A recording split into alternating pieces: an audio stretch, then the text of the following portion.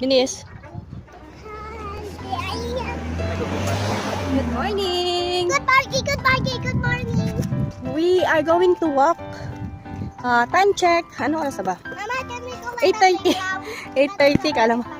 Sa Pinas, pag 8:30 na, super init na. And, wala nang mag-walk. Dito naman, malamig kasi papasok na ang winter. So, yan. Di ba walking? Yung isa gusto magpa-carry, walk nga. We're going to walk. Ang ganda dito, tingnan. Yan, pupunta kami sa park para may magawa kami. Walk. Yan, JM is with me and Alec and Eunice. Mag-walking na kami, sabi ko. Hi Ate Kay, we miss you. Ayan, ganyan na.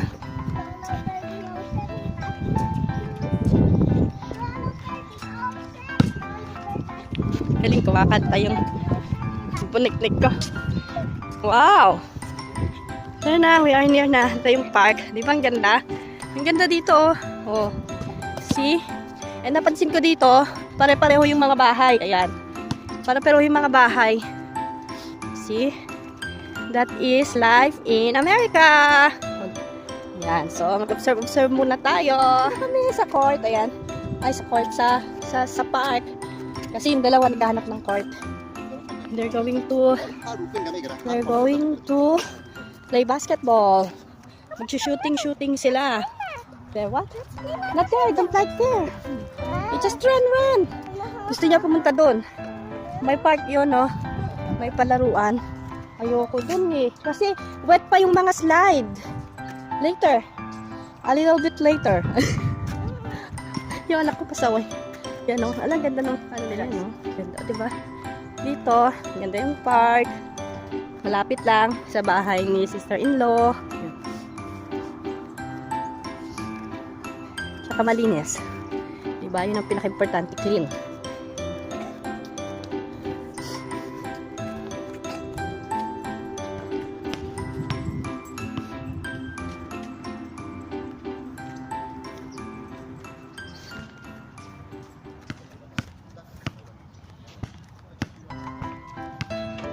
Alam nyo ba, ang ganda ng playground nila dito.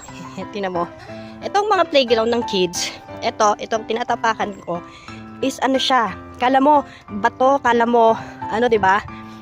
Semento, hindi. Hindi po siya semento. It's basta para siyang mat.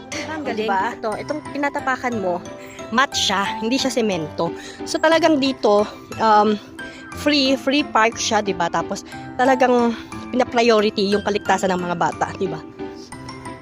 Hindi sa pagko-compare, pero unlike in the Philippines, minsan nga sa damuhan na asin matigas, at least dyan, kahit pag nag-slide yung mga kids, pag bumagsak sila, malambot lang yung babagsakan, di ba? Hindi, ito, semento to. Pagpunta mo dito, ayan, pagpunta mo doon, mat siya, hindi siya ganun kaano. Kaya pala nagtaka ako nung first time namin pumunta, sabi ko, bakit ang ganang ng tsinelas ko, para akong naglalakad sa foam, sabi ko, gaganyan ako. Naglalakad ako sa foam, yun pala, ano siya, malambot lang. Alam mo yun, yung nakakatuwa kasi dito, parang ano, talagang priority nila yung kaligtasan ng mga bata, di ba? So, hindi ka mag-worry. Yeah. Di ba? And isa pa, nung nagpunta kami sa school, nung papa-enroll namin si Eunice, nung punta kami sa school, kapag nakikita ko yung mga sasakyan, pag nagda-drive sila, alam mo, super, mas inuunat nila talaga, kahit hindi pedestrian lane yon, basta pag may tatawid na tao, mas inuuna nila yung mga taong tumatawid kaysa mag-go sila. Talagang ngayon ko napatunayan sa sarili ko mismo, napatunayan sa sarili kong mga mata.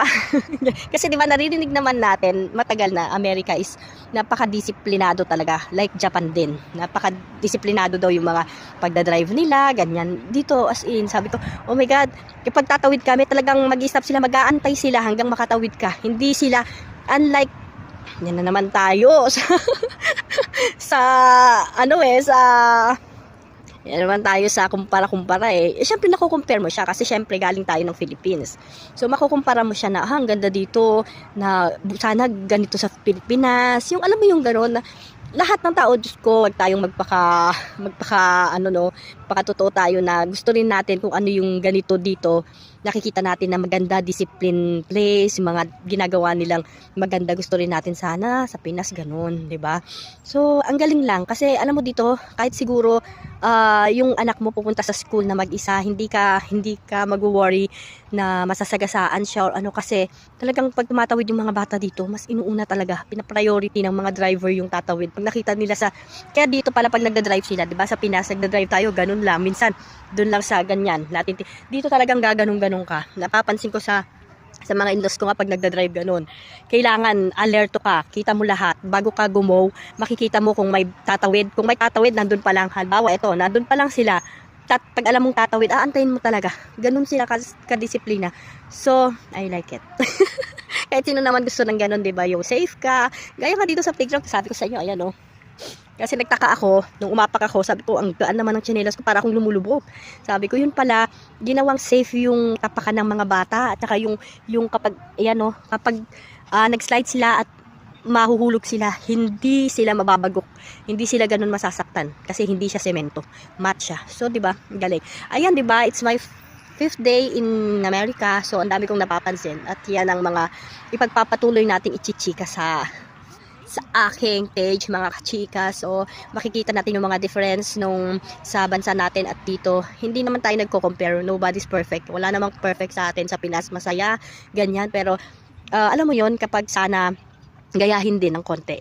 Yung kahit parang sa driving lang, 'di ba, na sana talagang ituro sa mga Pilipino na mas unahin yung mga naglalakad, mas unahin yung safety ng mga bata, kasi ang dami kong napuntahang park sa Pinas, 'di ba, ang dami natin napupuntahan na park, pero minsan nga ang ano pa, alikabok, ang damo ka. So parang alam mo yun, yung eto pa talaga yung pinagkakaabalahan nilang ayusin para sa mga bata na, Diyos ko, yung mga bata, bahala ka na, mahulog ka dyan, tumbling ka sa semento, yung mga ganun. Ito ang nagustuhan kong isa talaga, yung safe ang anak mo na iiwan, di ba? O kahit na magtatakbo siya dyan, safe sila. Ayun. Tapos isa pang napansin ko in my 5th day, yun ngang sa pagdadrive, yung pedestrian, yung mga noona, yung mga naglalakad. Kahit halimbawa nagpunta kami doon sa grocery nung minsan, yung lalakad kami, may sasakyan, ang layo pa niya. Pero i-stop siya talaga, malayo sa'yo. Hindi ka bubuntutan, hindi ka uunahan. Gaya sa Pinas, di ba, na kung pwedeng unahan mo yung tao, inuunahan mo. Dito hindi. So, di ba, ang nakakatuwa lang. So, yun. Marami akong ichichika talagang mapapansin ko dito. Lalo na habang wala pa akong work. Pero pag may trabaho na ako, syempre busy na. So, habang wala, magchichika tayo ng mga observations natin. Hindi naman sa pag-aano sa Philippines. Pero, alam mo yon, yung mga na-observe lang natin na, gaya ng sabi ko, sana gayahin din. Ganon, di ba? Para masaya. Bye!